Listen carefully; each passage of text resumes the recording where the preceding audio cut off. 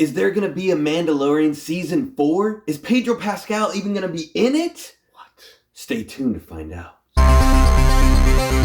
Welcome back, Gainers, to another incredible, exciting, fantastic episode of ComicGains! If you're new to the show, I'm Adam. I'm Zach, and this is Princess Royal Highness doing the Princess Wave. You do too. Bow down, respect, and of course, there's the Coco Dog. She made it. Coco's here. All right, the mascot is in the house. It's Monday. We got a brand new drop list for you, and the books just keep getting on more exciting every week. Woo! This is a really good list, a lot of good news, a lot of good updates, things to think about. And if you're asking yourself right now, what is the drop list? What have I tuned in to watch? Well, the ComicGains crew gets together every week. We scour the internet for trending lists, hot lists, any kind of list. We pick all kinds of books out. We test them, we weigh them, we measure them. We make sure that they have lowered in price from 1 year ago to today. We find out the reason why. We hit you with the numbers. We put them in order from least drop to most drop. And the slab master of the ComicGains team, Zach, 20 years of slabbing experience. I slap everything. And he'll let you know which book is a good idea to pick up and which ones you should maybe forget ever existed. Not a good idea to slap a sandwich, just saying. Yeah, we tried that. It didn't come out good. It was definitely not a 9.8. Not fresh either. It was not. But before we get into any of this awesome comic news, we got to get into this awesome comic drink. You got this Protein 2O. Got 15 grams of protein, mixed berry. It looks good, but looks can be deceiving, guys, when it comes to H2O. But looks can become deceiving when it's a protein drink. Same thing with plant-based drinks. That's true. You got to be careful with your protein. It smells good. Prefer them in shot form, right, Zach? Is it good? It's like it has a little bitter taste. It's not bad. Sometimes that good, but it could be the cherry. Could be the cherry. The cherry. It's so. Well, let's get into it, guys. You know when looks are never deceiving? Oh, yeah. Hanging out with us on Whatnot every Saturday, 3 p.m. Pacific Standard Time. Sometimes times change, so make sure you bookmark our shows on there. But Zach and Adam, first show, warm me up, dollar starts, 30-second auctions. And I know people ask all the time, why does that girl sit in the background and not talk? Well, she's saving all her precious information for her Whatnot show at 6 p.m. Pacific Standard Time, where there's loads of people in there. You guys feel free to come hang out. It's 30-second auctions, dollar starts, but she'll answer all your questions. You can talk, hang out with her, all this good stuff. So that's why she doesn't talk. We have the best deals and the best show and Whatnot. And if I'm lying, sorry. Sometimes I do that. That happens. All right, guys, comic list. That's what you came here for. Number 5 on the list, we got Silver Age Fantastic Four Annual Number 6, 1968. Jack Kirby, Stan Lee goodness. Doesn't get much better than that. This is first appearance of Annihilus and the Negative Zone, who he is also the ruler of, and first appearance of Franklin Richards, the son of Mr. Fantastic and Sue Storm. Oh. I don't know why I said the superhero name and the real name, but whatever. It works that way. I believe he's only a baby in the story as well. Just a really quick, almost like Baby Cable sort of first appearance. It shows up as a little baby. There's also the first Cosmic Control Rod, which is Annihilus's power, sort of like his big beefy weapon that he uses to knock the crap out of people. Grab my staff and say my name. Exactly. Annihilus! Anyway, this book has been a huge key for a long time. There's not that many Silver Age books that are double keys. I mean, there's some of the big ones, obviously. You got, X-Men and whatever, first X-Men and first Fantastic Four. But the other ones, there's not very many double keys. And this has always been a big book because Annihilus is a really cool villain. Everybody loves Franklin Richards. And over the years, we've had tons of reason to spec on this. More recently, Doctor Strange, Multiverse of Madness. We got to see Mr. Fantastic. He mentioned that he had a child, which we know Franklin Richards is his first son. He does have a couple daughters as well. And a lot of people speculate that Annihilus could be the next big bad or somewhere down the line a big bad, whether we see Doctor Doom first or Annihilus later. He's had a lot of really cool storylines over the years. More recently, which everyone speculates on, would be Annihilation Quest would be probably the storyline they'll go with if they use him. Now, in that story, obviously, Nova and Star-Lord are some of the main players, the main protagonists in those series. We probably won't see much Star-Lord again, but the MCU has done a really good job of using stories and just changing all the players and kind of making the story the same, but with different characters in the game. So, and they've done well with that. So they could totally do this. It could totally work. Very cool book. It has dropped recently in price. That's why it's on our list. Couple things to note. With Franklin Richards, well, they could always do Power Pack Kid Show. I don't know if I'd be really pumped about that or not. Either way, and I recently heard this really cool theory, and I was sharing it with the team the other day, so I'll share it with you guys. A lot of people say the reason why like everyone in the Marvel Universe stopped aging is after Franklin Richards was born, and because he's obviously like the most powerful being in comics, so to speak. I mean, he was basically as powerful as Galactus to like a certain extent. He actually chooses for everybody in the Marvel Universe to not age. So that's why everyone's been the same age since like the 60s all the way to now. It's a weird theory. They never like actually said that, but you know, it could happen. He's powerful enough to do that, you know what I mean? To change it. Yeah. But is it a good time to get this book? Zach! This book was annihilating in the market in a good way. For 9.4, it was selling for $3,240 for 9.4. Now you can get that for $2,707. Range $2,707 to as high as $4,080. Average sales $3,342. It's a 16% drop. There has been a 9.8 sale. It's been about a year and change ago for $33,600, but they don't have that many. There's 2,874 total graded. Not that many graded for this big of a book. There's only 9 9.8s and only 33 9.4s. Of the 9.8s, it's about less than 1% of total graded. So, as regards to the collectability in this, I think Franklin Richards could be a big character in the future.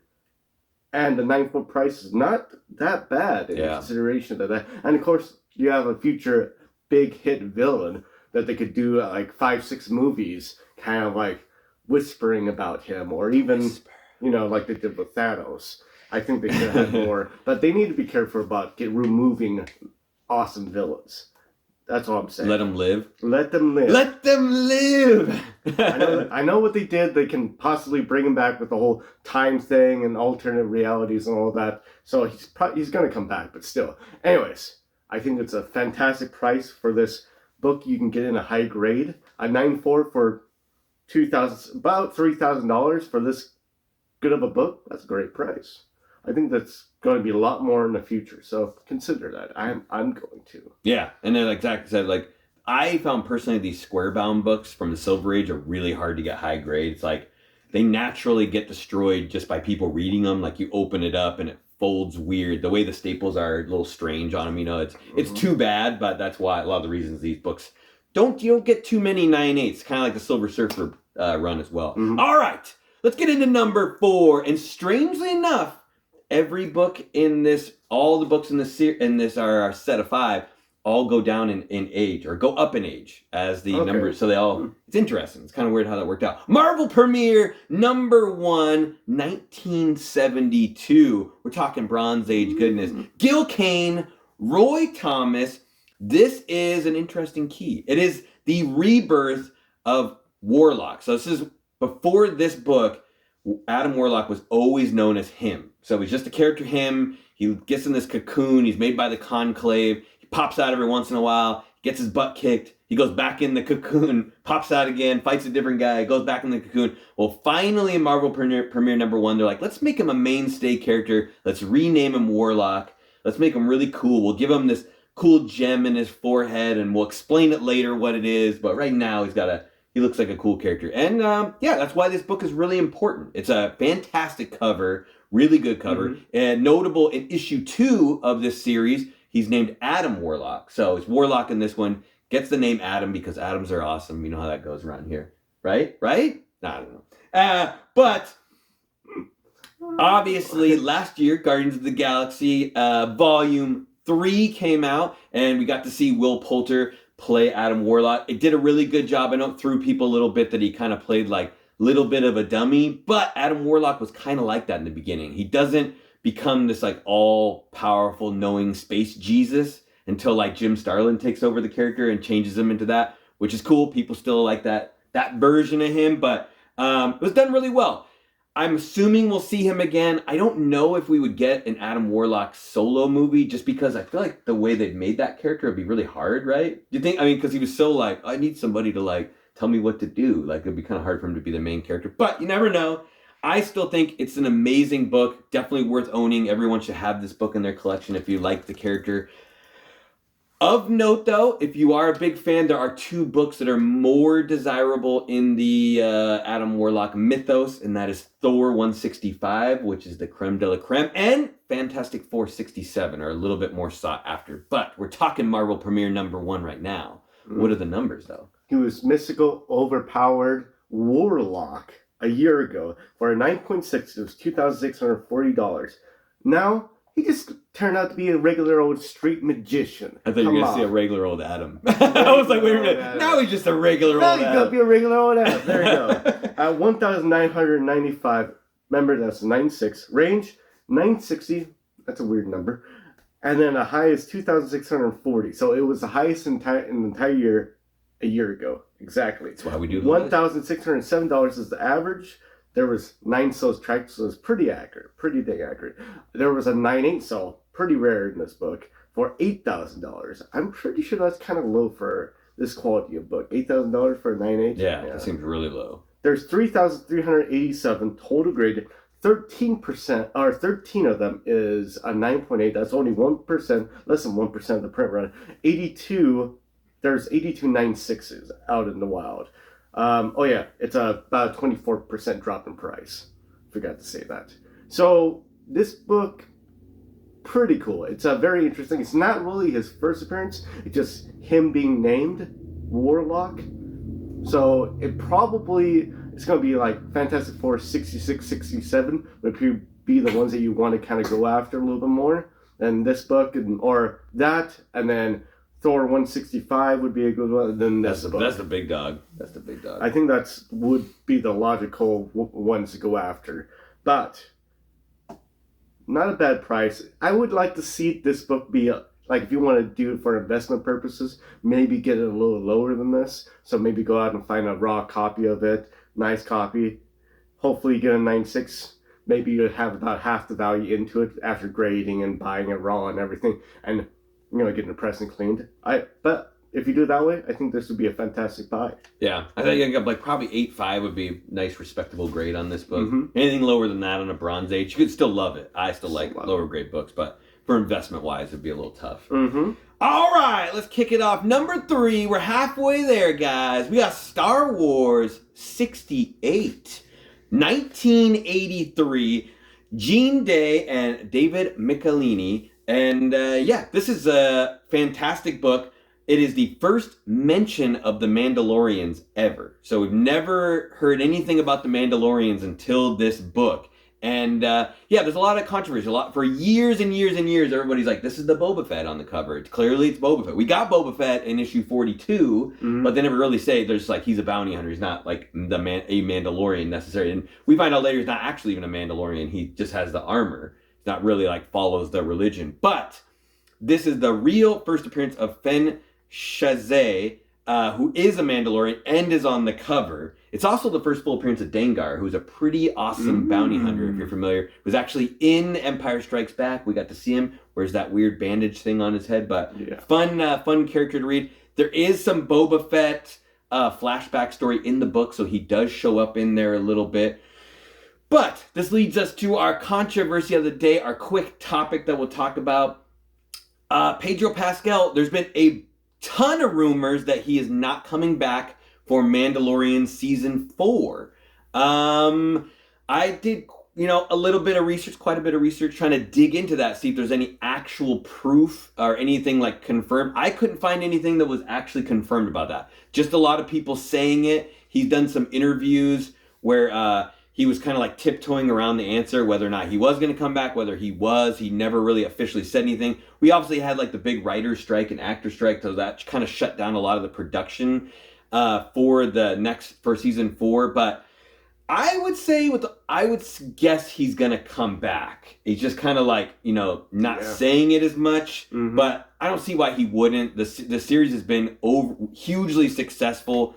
John Favreau has gone on record saying he's already written season 4. It's already done. He has it written down somewhere, so it will happen. We will see it. There is also a rumor we will get an actual Mandalorian movie that will come out as well. Whoa. So at the end, so there'll be a Mandalorian movie. So he's got to be in that. We got to see Din Djarin. It's gonna happen.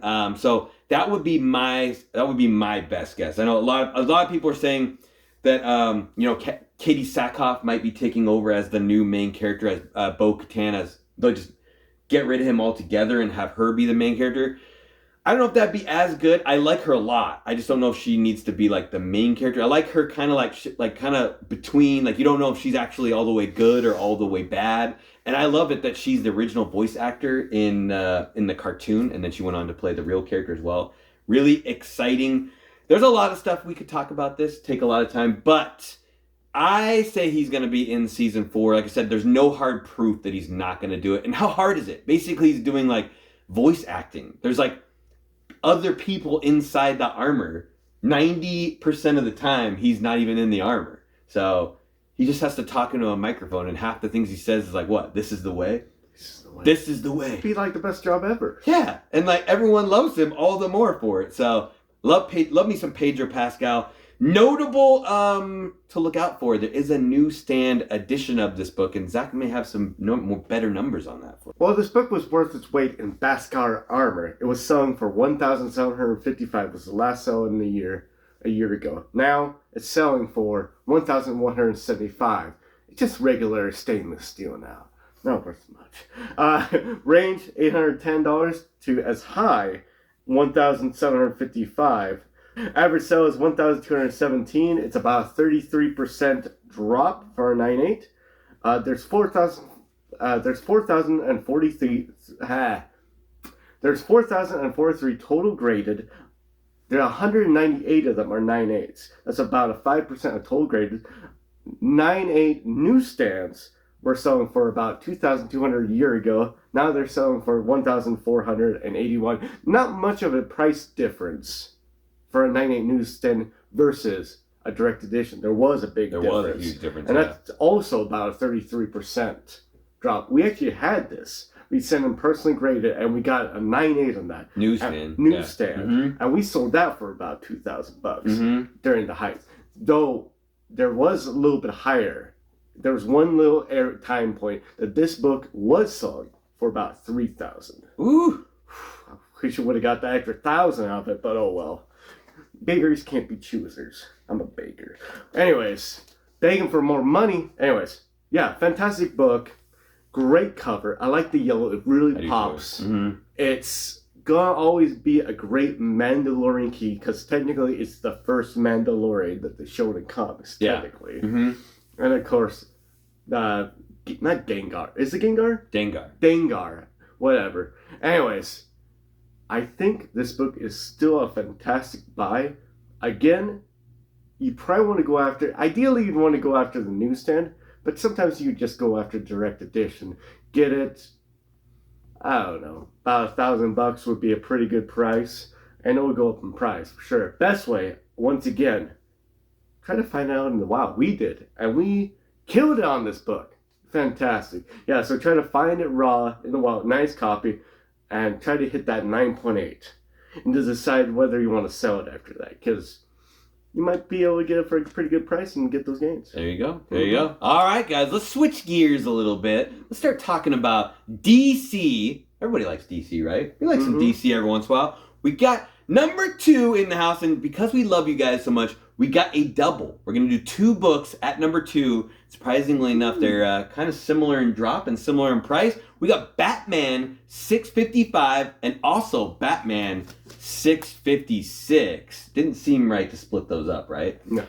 2006, this came out. You got Andy Kubert and Grant Morrison working on this book together. Both books. So same writer, same artist. Both books make sense. They came out right after each other. And the first one, 655, first cameo appearance of Damian Wayne. the fourth Robin, and he is well, depending on how you want to say fourth Robin. There's just some out of continuity Robins, but for all intents and purposes, we'll say fourth Robin. He is the son of Bruce Wayne and Talia al Ghul, and yeah, so it's cool. It's a very interesting character. For a while, they did say 655 was the first appearance. They later changed it. He's really only in the shadows and not really named at all in this book, so it should be more the cameo for the character. I think it has the better cover. 655 has a better cover than 656, so which makes it kind of special. Funny thing about this, I was doing in my research, they actually wrote a graphic novel that came out in 1987 called Batman Son of the Demon, where Batman has a kid, unnamed child, with Talia al Ghul years ago. So Grant Morrison actually borrowed from this story and then flipped it around so that he could have a son Damian come out, which is kind of interesting. People should maybe look at that other book as they go after it. And you're asking yourself, this book has always been good. Why was it hot last year? Well, the James Gunn spec came out and said he wants to do a Brave and the Bold either movie or TV show. I'm not sure if they specifically said what they were going to do with that. And he highlighted that he wants to do something with Damian Wayne. So, it, could be really cool. Don't forget that the 656 is the first full appearance. And I think they go really well together. If you have the set, they look really nice. They're very complementary. One's really red and black, and the other one's much more tan and white. So kind of nice. Offsetting between the two. Quick question for all you Batman fans out there. Who is your favorite Robin? Leave it comment down below. Or also rank all your Robins from 1 through 4. And if you feel like adding in the extras, you can as well. But I haven't read as much Batman as I wish I'd like to read, but I've always been a Dick Grayson fan the most because he's my original Batman. That's who I've seen on the big screens, You get to see some Dick Grayson. But I seeing a little. I know who Zach's favorite is. You like Damian the best, right? I like Damian. It used to be Tim Drake, but also like Stephanie Brown, if that's her name. The one from Dark Knight Returns? No. There's actually I think, what was it? It was in the Robin series. She dresses up as Robin, like Stephanie Brown does for a little bit. It's kind of interesting. I don't know if she's officially a Robin. But she dressed up like Batman just finds little kids. He's like, put these outfits on. You're a Robin now. You're a Robin now. Yeah. Doesn't seem very responsible. But, we'll see how this one goes. It could be cool. I know, I think Damian actually dies at the end of the story. In the actual Grant Morrison storyline, he gets killed. And, they were planning on keeping him around. But then other writers were like, hey, we really like Damian. Let's bring him back. He's kind of a butthead a little bit, But he's fun. I've read his new solo series, and he's actually kind of a fun character. Anyway, more importantly, numbers is what we came here for. Yeah. But, Coco needs a Robin. The thing is, if he dies, right, you got that pit, that Lazarus pit. I mean, it's perfect. Does it work after you die? Yeah. Oh, I thought it just de-ages you. I'm pretty sure you die, they stick you in there, you come back? Yeah. Okay. I think you can get de-aged. Makes sense, though, Lazarus comes back, right? Yeah. Jesus brings him back. Price a year ago for this Bat action-packed book for the 655 and the 98 was $300. Now you get one for $195. Range is 130 to 975. Average sell is 241. It's about a 35% drop. There's 2,840 of them graded. 1,231 of them are CGC 9.8s, universals. It's about a 43% drop. Batman 656 in an eye is about 300 to 200. Range is 130 to 420. 229 of them is $229 is average sale. It's also a 33% drop. There's 1,469 total graded. 695 of them are CGC 9.8s universals. That's about 47% of total graded. Very, very similar numbers on both. There's actually less 9.8s of the 656 than the 655. But I will say I'm thinking the 655 will be more desirable than 656. Better cover. Yeah, better cover. Yeah. And I'll also watch out for the variant of that. That's a really cool one too. Yes. Yeah, there is a variant cover. It's interesting how that happens when you have to split the love between two books. I feel like this book would be more expensive if it was just one key. Yeah. You know what I mean? Because there's two keys that are almost equal.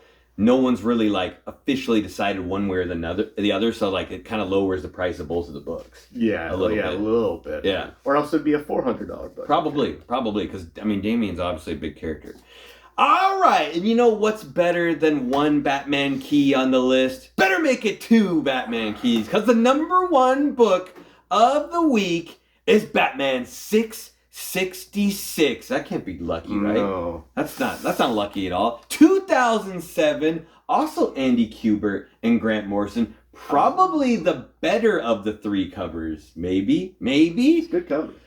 Interesting book. This is a standalone story, and it takes place 15 years in the future from the previous books we just talked about. And this is at a time period when Damien is Batman. So he takes up the mantle of Batman after his dearly departed father. I can't remember if he dies in the story or not. That's why he takes up the mantle. But it's him on the cover. He looks cool. I think it's pretty much just contained to the one story. And there's also some really cool cameos as well. So you got a cameo appearance of Professor Pig and Flamingo, 2 characters that they go on to reuse later. So they show up in here as a cameo, and then later on they come back. I think it's actually in the Batman and Robin series with Damien. They bring back Professor Pig. He's also even possibly slated to be in the new Batman, the Batman #2, with the Matt Reeves movie. So that book's also kind of hot because of that as well. So yeah, really cool book. I always find it strange when they do these, like, this is 15 years in the future. So like, is that real? Is it in continuity? Is it not in continuity? Because like if something changes, how would that like really be is that really what's going to happen? Like 15 years from now, is like Damien really going to be Batman? Or are we still going to see, I feel like we'd still get regular Bruce Wayne stories, right? So is it all bull? Is it all bull? I don't know. It's a cool cover. It's a sweet number. It goes really well with the 666. Guess what? It's 2007, so there's also a newsstand of this book. You might want to be on the hunt for that one as well. And more importantly, is it the right time to get this book? Because I know I got this about a year ago. We got it personally graded, so I didn't have to waste too much money. But I probably should have sold it a year ago, or what? Should I have? Probably. It's number 1 on the drop list. Yeah, you could have bought 2. We were running with the devil a year ago for this Batman 666 and 9.8, $250. Now, it just turned out to be a pagan ritual. It's not worth it. You don't get anything out of it. $109. Oh. Great book though. Oh, great book. 109 to 375 is the range. Average sales 201. There's a 56% drop. It's not going to be dropped for very long, guys. I can tell you. 1,152 total graded. Only 495 in a 9.8. That's about 43% of total graded. Not too bad. Pretty much majority, a lot of these books on here kind of don't meet the code of the graded ratio. But this book is fantastic. It's basically the first new Batman they had in the longest time. And it's a son. So it's kind of becomes a, son, father, son, kind of becomes like a tradition of being Batman. So you get the second Batman, or the second Wayne Batman. Maybe if his father also could have been Batman, I don't know. In some of the older stories, he's actually Batman. But anyways, I digress. It's a fantastic book, great cover. There's a newsstand. Not that hard to get into, 9.8 from what the numbers show. It needs a signature, guys. I think this book would be fantastic if it was a 9.8 signature series done by the cover artist, or maybe a former Batman creator. You can't get the OG one because I think he's dead. Just get Grant Morrison to sign it. Or get Grant Morrison to sign it. I'm just saying, like, if you're going for like the origin of the character, it would be amazing to get Bob Kane signature on it, but I think he passed away a while ago. Long time ago. But that's what I'm saying. Created the character in the 30s. Yeah. When he was an adult. I'm just saying. I'm pretty sure he's not around anymore. I'm just saying. Come on.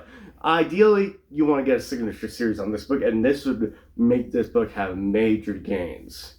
Major gains. I think this is the number 1 on the list. Literally. Oh, here's our number 1? The number 1 pick? I think that's the book you want to get. Batman 666 is fantastic price of $109. Yeah, I mean, that's way too cheap. It's not going to be that for very long. I don't think so. But if you get the chance to get this in a 9/8 signature series, raw, get him to sign personally, make it special, that'd be cool. Get a 9/8 hopefully. Fantastic. The second book you might want to consider, I would say, would be a Fantastic Four Annual 6. I think it has 2 major keys that you might want to consider. I don't think you have to get a 9/4 in it, but for this book, you probably want a Silver, 6, so 7? 6 or better. Yeah. It just, because of the reds, it makes it look even better than what you know. But get it almost in any grade, it'll look good as long as it's not trash. But the book Am has, that's a very cool copy. Very nice. Presents very well. But it's lower than a 6. But it presents very well. This book will present a lot better than other books. Like the X-Men 1 in my 2.0 doesn't present good at all. It needs at least a 4. That's all I'm saying. The white backgrounds hurt it. It hurts it it hurts bad. But the red background, oof. Yeah, it keeps the red. That's true. Anyways. Good call. Good call. All right, guys. That wraps up the drop list for this week. Some fantastic books went down you might want to consider. And as always, do us a huge favor right now. Stop what you're doing. Hit the like button because Princess loves it when you do that. Subscribe button right after that if you're not already subscribed. And leave a comment down below. We gave you some cool stuff to talk about. Tell us about your favorite Robin, or maybe you just hate all the Robins. That's possible. I hate every Robin. I hate all the Robins. And don't forget we're going to be live this Wednesday. We're going to be doing some more cool stuff, looking at new comic book day. We've got maybe a mystery box to open. Should be exciting. Come hang out with us on Wednesday. And Zach, you got anything else? Yeah, you gotta share. How you do that is you have to work on your squats and jumps and all of this stuff, and maybe work on designing your own kind of gadgets. Ideally, some kind of grappling hook or web, and just become the real life Spider-Man or Batman. You know, either or. You don't have to have a lot of money to make gadgets. You just have to have enough to buy the components and be smart enough to put them together. And that's how you become a modern day superhero. Exactly. We need more of those. We need a lot more. Get those gains. Get them. All right, guys. Until we see you next time, stay safe out there. And get the superhero gains. Good old. Every single one.